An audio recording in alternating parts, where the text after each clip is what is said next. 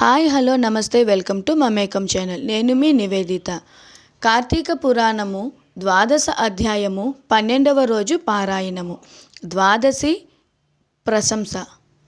మహారాజా, కార్తీక మాసమున కార్తీక సోమవారమున కార్తీక ద్వాదశి వ్రతమును గురించి సాలగ్రామపు మహిమలను గురించి వివరించదను వినమని వశిష్ఠ మహాముని ఈ విధముగా తెలియచేసితిరి. కార్తీక సోమవారము నాడు ఉదయమునే లేచి కాలకృత్యములు తీర్చుకొని నదికి వెళ్ళి స్నానము చేసి ఆచమనం చేయవలెను. తరువాత శక్తి కొలది బ్రాహ్మణునకు దానమిచ్చి ఆ రోజంతయు ఉపవాసముండి సాయంకాలం శివాలయమునకు గాని విష్ణాలయమునకు గాని వెళ్ళి దేవుని పూజించి నక్షత్ర దర్శనం చేసుకునిన పిమ్మట భుజింపవలయును. ఈ విధముగా చేసిన వారికి సకల సంపదలు కలుగుటయే కాక మోక్షము కూడా పొందుదురు. కార్తీక మాసములో శని త్రయోదశి వచ్చిన ఎడల ఆ వ్రతం ఆచరించినచో 100 రెట్లు ఫలితం కలుగును. కార్తీక శుద్ధ ఏకాదశి రోజున పూర్ణోపవాసం ఉండి ఆ రాత్రి విష్ణాలయమునకు వెళ్ళి శ్రీహరిని మనసారా ధ్యానించి శ్రీహరి సన్నిధిని పురాణ కాలక్షేపం చేసి మరునాడు బ్రాహ్మణ సమారాధన చేసిన 1,000,000 యజ్ఞముల ఫలితము కలుగును. ఈ విధముగా చేసిన వారలకు సూర్యగ్రహణ సమయమున గంగానదిలో స్నానం చేసి 1,000,000 బ్రాహ్మణులకు భోజన దానం చేసిన ఎంత పుణ్యము కలుగునో దానికంటే అధికముగా ఫలము కలుగును. కార్తీక శుద్ధ ద్వాదశి నాడు శ్రీమన్నారాయణుడు శేషపానుపు నుండి లేచును కనుక కార్తీక శుద్ధ ద్వాదశి వ్రతము విష్ణువునకు ఇష్టము. ఆ రోజున శ్రీమంతులెవరైనా ఆవు కొమ్ములకు బంగారు తొడుగులు తగిలించి ఆవు కాళ్లకు వెండి డెక్కలు తగిలించి దూడతో సహా బ్రాహ్మణునకు దానమిచ్చిన ఎడల ఆ ఆవు శరీరమందు ఎన్ని రోమములు కలవో అన్ని సంవత్సరములు ఇంద్రలోకములో స్వర్గ సుఖములు అందుదురు. కార్తీక మాసమందు వస్త్రదానం చేసినను గొప్ప ఫలము కలుగును. మరియు కార్తీక శుద్ధ పాడ్యమి రోజున కార్తీక పౌర్ణమి రోజున కంచు పాత్రలో ఆవు నెయ్యి పోసి దీపముంచిన వారు పూర్వజన్మమందు చేసిన సకల పాపములు హరించును. ద్వాదశి నాడు యజ్ఞోపవీతములు దక్షిణతో బ్రాహ్మణునకు దానమిచ్చిన వారు ఇహపర సుఖములు పొందుదురు.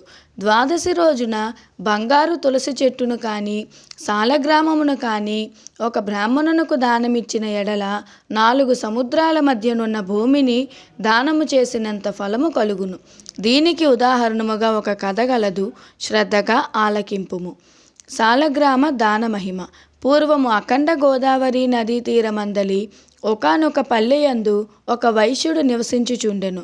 వాడు మిగుల దురాశాపరుడై నిత్యము ధనమును కూడబెట్టుచు తాననుభవించక ఇతరులకు పెట్టక బీదలకు దాన ధర్మములు చేయక ఎల్లప్పుడూ పరనిందలతో తానే గొప్ప శ్రీమంతుడుగా విర్రవీగుచు ఏ జీవికి కూడా ఉపకారమైనను చేయక పరుల ద్రవ్యము ఎటుల అపహరింతునా అను తలంపుతో కుత్పిత బుద్ధి కలిగి కాలము గడుపుచుండెను. అతడొకనాడు తన గ్రామమునకు సమీపమునున్న పల్లెలో నివసించుచున్న ఒక బ్రాహ్మణునకు తన వద్దనున్న ధనమును పెద్ద వడ్డీకి అప్పు ఇచ్చెను. మరికొంత కాలమునకు తన సొమ్ము తనకిమ్మమని అడగగా ఆ విప్రుడు, అయ్యా, తమకి ఇయ్యవలసిన ధనము 1 నెల రోజుల గడువులో ఇవ్వగలను. మీ రుణం ఉంచుకోను. ఈ జన్మలో తీర్చని ఎడల మరు జన్మమున మీ ఇంట ఏ జంతువుగానో పుట్టి అయినా మీ రుణం తీర్చుకోగలను అని సవినయంగా వేడుకొనెను. ఆ మాటలకు కోమటి మండిపడి, అట్లు వీలు లేదు, నా సొమ్ము నాకిప్పుడే ఇయ్యవలెను అని, లేని ఎడల నీ కంఠమును నరికివేయుదునని ఆవేశం కొలది వెనక ముందు ఆలోచించక తన మొలనున్న కత్తితో ఆ బ్రాహ్మణుని కుత్తుకను కోసెను. వెంటనే ఆ బ్రాహ్మణుడు గిలగిలా తన్నుకొని చనిపోయెను. ఆ కోమటి భయపడి అక్కడనే ఉన్నచో రాజభటులు వచ్చి పట్టుకొందురని జడిసి తన గ్రామమునకు పారిపోయెను. బ్రాహ్మణ హత్య మహాపాపం కనుక అప్పటి నుండి ఆ వైశ్యునకు బ్రహ్మహత్యా పాపం ఆవహించి కుష్ఠువ్యాధి కలిగి నానా బాధలు పడుచు మరికొన్నాళ్లకు మరణించెను. వెంటనే యమదూతలు వచ్చి అతనిని తీసుకుని పోయి రౌరవాది నరకకూపముల బడద్రోసిరి. ఆ వైశ్యునకు ఒక కుమారుడు కలడు. అతని పేరు ధర్మవీరుడు. ఆ పేరుకు తగినట్లుగానే తండ్రి సంపాదించిన ధనమును దాన ధర్మాలు చేయుచు పుణ్యకార్యములు ఆచరించుచు నీడ కొరకై చెట్లు నాటించుచు నూతులు చెరువులు త్రవ్వించుచు సకల జనులను సంతోషపెట్టుచు మంచి కీర్తిని సంపాదించెను. ఇట్లుండగా కొంతకాలమునకు త్రిలోక సంచారియగు నారదుల వారు యమలోకం దర్శించి భూలోకమునకు వచ్చి త్రోవలో ధర్మవీరుని ఇంటికి వేంచేసిరి. ధర్మవీరుడు నారదుల వారికి సాష్టాంగ దండ ప్రణామములు ఆచరించి విష్ణుదేవునిగా భావించి అర్ఘ్యపాద్యాది విధుల చేత సత్కరించి చేతులు జోడించి, మహానుభావ, నా పుణ్యం కొలది నేడు తమ దర్శనం లభించినది. నేను ధన్యుడను. నా జన్మ తరించినది. నా ఇల్లు పావనమైనది.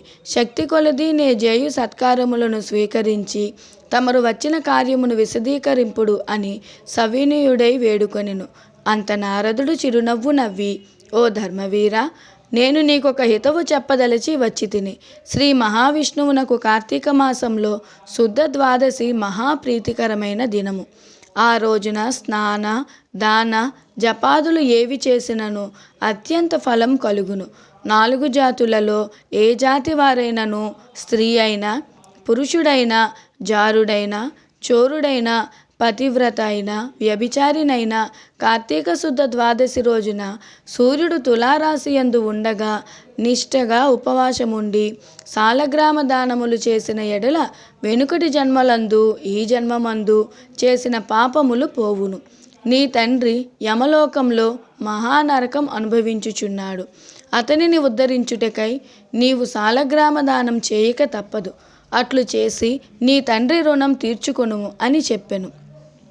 అంతట ధర్మవీరుడు, నారద మునివర్య, నేను గోదానము, భూదానము, హిరణ్యదానము మొదలగు మహాదానములు చేసియుంటిని. అటువంటి దానములు చేయగా నా తండ్రికి మోక్షము కలుగునప్పుడు ఈ శాలిగ్రామం అనే రాతిని దానం చేసినంత మాత్రమున ఆయన ఎట్లు ఉద్ధరింపబడును అని సంశయము కలుగుచున్నది. దీనివలన ఆకలి గున్నవాని ఆకలి తీరున, దాహం గున్నవారికి దాహం తీరున, కాక ఎందులకి దానం చేయవలెను. నేను ఈ సాలగ్రామ దానం మాత్రం చేయజాలనని నిర్కర్షగా పలికెను. ధర్మవీరుని అవివేకమునకు విచారించి, వైశ్యుడ, సాలగ్రామమును శిలా మాత్రముగా ఆలోచించితివి. అది శిల కాదు, శ్రీహరి యొక్క రూపము. అన్ని దానముల కంటే సాలగ్రామ దానం చేసినచో కలుగు ఫలమే గొప్పది. నీ తండ్రిని నరకబాధ నుండి విముక్తిని గావింపి నెంచితివేని ఈ దానము తప్ప మరొక మార్గమే లేదు అని చెప్పి నారదుడు వెడలిపోయెను. ధర్మవీరుడు ధనబలము కలవాడయుండియు దాన సామర్థ్యం కలిగియుండియు కూడా సాలగ్రామ దానం చేయలేదు.